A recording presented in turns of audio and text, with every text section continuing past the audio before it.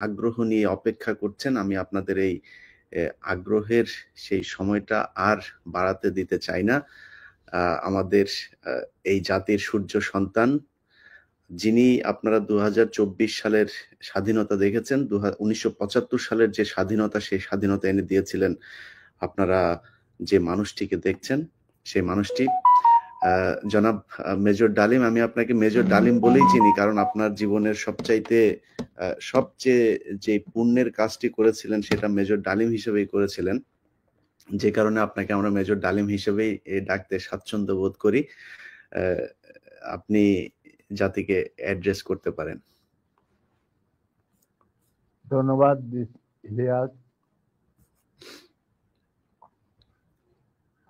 আজ অনেক বছর পর দেশবাসীকে আমার তরফ থেকে, বিশেষ করে নতুন প্রজন্মের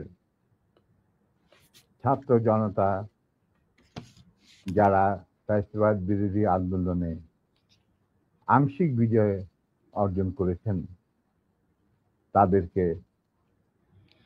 আমি অভিনন্দন জানাই, সাথে লাল সালাম জানাচ্ছি। তবে বিপ্লব একটা সমাজে, যে কোনো রাষ্ট্রে একটি চলমান প্রক্রিয়া। সেই অর্থে তাদের বিজয় কিন্তু এখনো পুরোপুরিভাবে অর্জিত হয়নি। তার জন্য আরো সংগ্রামের প্রয়োজন। পুরোপুরিভাবে অর্জন করার পর তাদের এমন একটা অবস্থানে থাকতে হবে যেখান থেকে তারা নীতি নির্ধারণ করতে পারবে। তাদের যে ইচ্ছা, চাহিদা, প্রত্যাশা, যার সাথে জনগণের প্রত্যাশা চাহিদা মিল রয়েছে, সেটা বাস্তবায়ন করার দায়িত্বটাও কিন্তু তাদের নিজেদেরই করতে হবে। তাদের দায়িত্ব অন্য কোনো মানুষ এসে করে দেবে না। সে যত বড় স্কলারই হোক, যতগুলি মেডেলের অধিকারী হোক, আমার দীর্ঘ জীবনের অভিজ্ঞতা বলে যে বিপ্লবী যে লক্ষ্য থাকে, সেই লক্ষ্য একমাত্র বিপ্লবীরাই সাধন করতে পারে, অর্জন করতে পারে। সেই জন্য তোমাদেরকে এখনই ঘুমিয়ে পড়ার সময় ঘুমিয়ে পড়লে চলবে না, সজাগ থাকতে হবে। আগামী দিনে যত কঠিন সংগ্রামই হোক, সেই সংগ্রামে আল্লাহর উপর ভরসা করে তোমাদের যুদ্ধে ময়দানে পাথরের মতো, ইস্পাতের মতো লৌহ কঠিন প্রত্যয় নিয়ে দাঁড়াতে হবে যে আমরা এই সংগ্রামে জিতবই, বিপ্লবকে সফল করব এবং জনগণ এবং তোমাদের যে আশা আকাঙ্ক্ষা, একটা সুখী সমৃদ্ধ বাংলাদেশ গড়ে তোলা।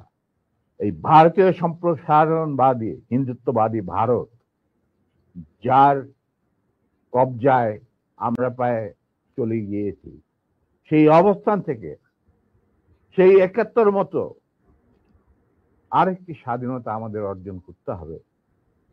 তা না হলে তোমাদের বিপ্লব ব্যর্থতাই পর্যবেসিত। আমি এর বেশি কিছু আর বলতে চাই না স্যার। সরাসরি মানুষ এই ৫০ বছর যে প্রশ্নটা আপনাকে করার জন্য অপেক্ষায় আছে, আমি মনে করি ৭৫ কেন হয়েছিল স্যার?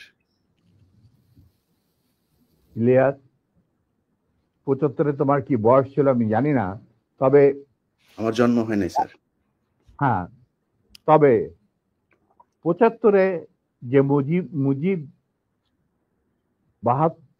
৭০-এর ইলেকশনের সময়, ৭২-এর আগে, মানে ৭১-এর মুক্তি সংগ্রাম শুরু হওয়ার আগে ছিল, তার চরিত্র ছিল এক ভিন্ন প্রকৃতির। তিনি বাঙালি জাতীয়তাবাদের সংগ্রামে যথেষ্ট অবদান রেখেছেন, কিন্তু স্বাধীনতা যখন পাকিস্তান আর্মি 25-26 রাতে মানে বাঙালিদের উপর, নিরীহ বাঙালিদের উপর শেখ সন্ত্রাসবাদ, অ্যাট্রোসিটি বলো, জেনোসাইড বলো চালালো, এবং যাতে লক্ষ লক্ষ হাজার হাজার শিশু, নারী, পুরুষ প্রাণ হারালো, ছাত্র জনতা কোনো কারণ ছাড়া। তারপর তখন সেই অবস্থায় আমাদের দেশের তথাকথিত বড় বড় জাতীয় নেতারা বিভিন্ন দলে, তাদেরকে কিন্তু কাউকে খুঁজে পাওয়া গেল না। তারা তখন তাদের নিজেদের জীবন বাঁচিয়ে যার যার মতো জায়গায় চলে গেলেন। মুজিব স্বয়ং